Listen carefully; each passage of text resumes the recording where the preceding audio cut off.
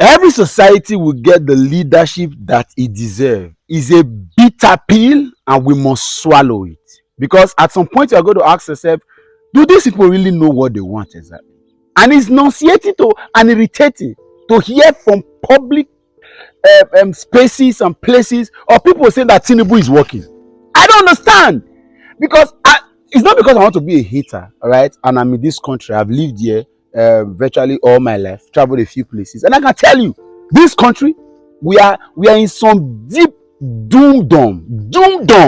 Because if we can, in this drama, this small screen paradoxical shenanigans that happen around, it's enough for us to say that Tinubu is working. Then we don't know what we want actually.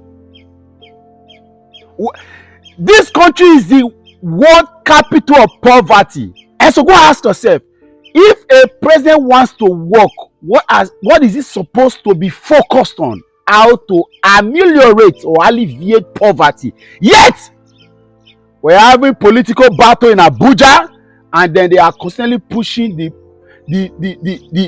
issues, pushing more financial burdens to a people that's already broke, poor, and stagnant.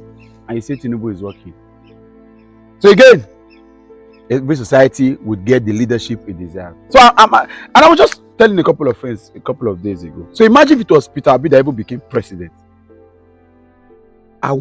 Do we have a template of what the first 100 days in office for our president should look like? What should he be focusing on? What are the most important things? Forget about the suspension of EFCC and CBN. These are political witch hunt games happening. We expected more. Let's even leave the fact that Hadi Sirika is still working free man, the man that used over 100 billion naira to do drama and paint playing and show to us and deceive us and did yahoo in our face. The man is still working because, of course, he's a member of the APC. That is not a problem. And so you are increasing fuel price by removing subsidy. And now we are hearing that electricity tariffs may likely also increase. Who is bearing the brunt of all these policies and programs? The people. Who is to sacrifice because they say they can no longer subsidize fuel? The people should sacrifice. So I'm asking you, what is government sacrifice? The presidential fleet, the fleet of private jets in the presidential fleet, which of them have been sold as government sacrifice? Which allowance have been cut down? Which cost of governance have been repositioned to ensuring that the things that Nigeria government continue to spend money on, that is waste, that have been taken away? None. The president is on an international trip now. For a country like ours that we want to really rebuild, there are certain things that can go away. During the pandemic, meetings of heads of nations were held online. They were held via Zoom and other platforms, Skype, everything. But suddenly, there is a need to travel. We are discussing. So you see the problem. The problem is the people don't even know what they want. I don't want to be a hater. Of course, you know I don't like Tinubu. But I've looked beyond all this policy, and I'm asking, what exactly is the government of the day sacrificing for the people or for the nation? None. We are the one to face the removal of subsidy. We have to buy fuel at all by the price that has been stipulated. Now, electricity tariff is going to look like it's going to be heavy on us. So I expected that by now, a government that is serious will ask, what is the most important need of the people? No meeting about power, now to stabilize power for this country. No stakeholders meeting. Yes, it is people like Asai Dokubo who are jobless and useless and worthless and valueless that are going in and out of Aso Rock.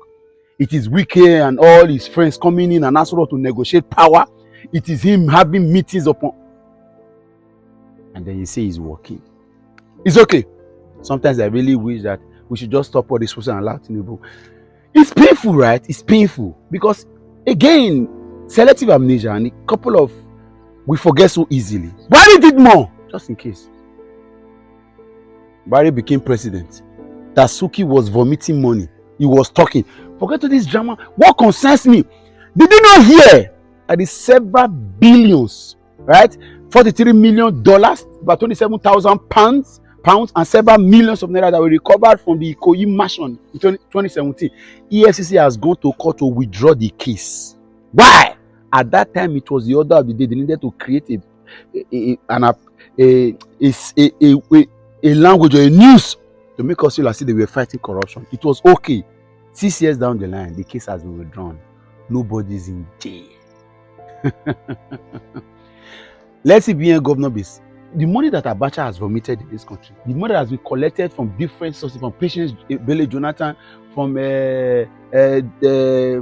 former Minister of Petroleum, and all that, all these monies, how has it bettered the lot of this country? Which infrastructure, which company, which benefit did it get to the people?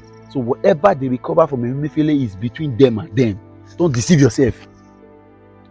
There is no fight against corruption in this country that has been fought genuinely. It's always witch hunt. It's always witch hunt. And unfortunately, there are Nigerians who are clapping. We clap for every nonsense. I expected Nigerians by now, because we have seen it, or we have seen Shege in the hands of Buhari. We should position and query everything. I don't want. I'll forget about the appointment and sack and all that. It's fine. For me, I'm the last person that would see a list of appointees and begin to check the state of origin. Because in those states where I came from, or where I come from, Chief Tony Aneni was Minister of Works. Chief Mike Onoleme was Minister of Works.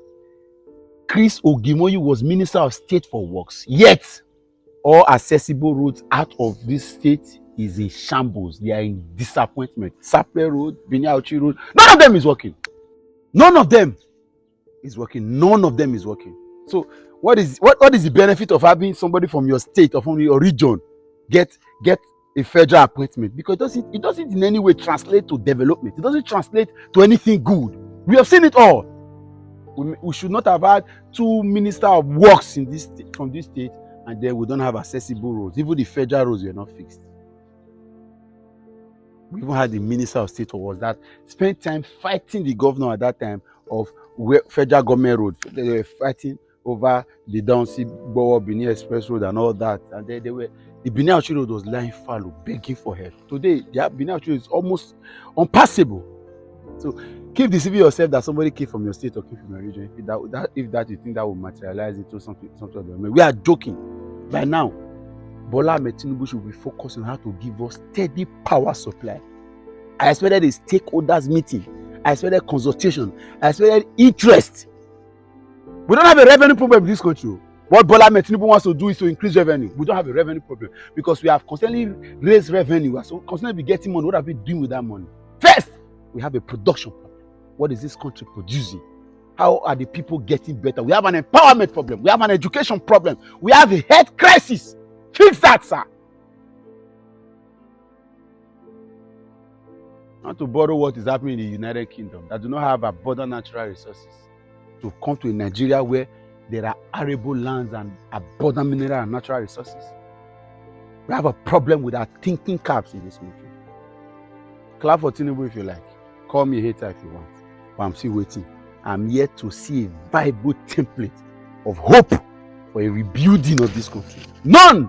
What we are seeing is drama, shenanigans.